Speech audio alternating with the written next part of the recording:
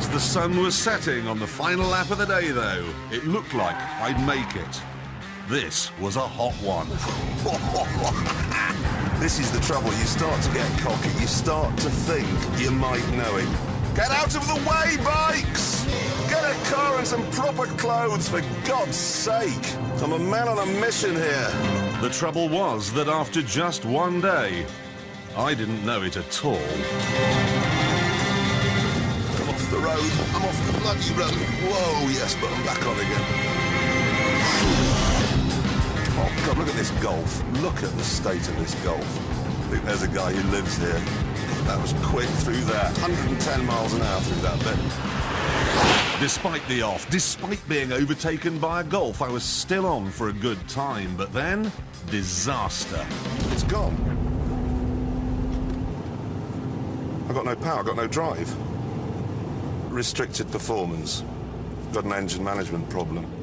I really, really thought I was going to crack it on this lap. Why have you broken down? Why won't you work?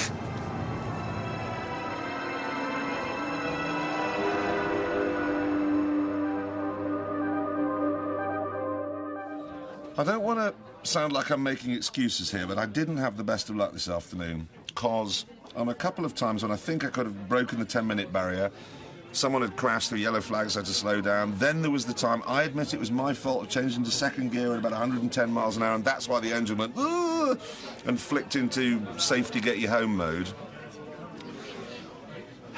And I've got to do it. I've got to prove to Sabine that I can do this. So, I'm no more of that. Get thee behind me, juice of Johann Vegas. I'm going to study my map, I'm going to get an early night and a very, very early start tomorrow, and I'll be ready.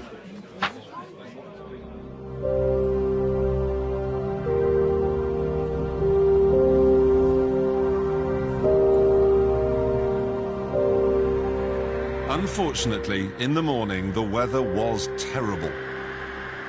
I decided to go out anyway and see what I could learn, but all I learned was, when it's wet, avoid the curbs.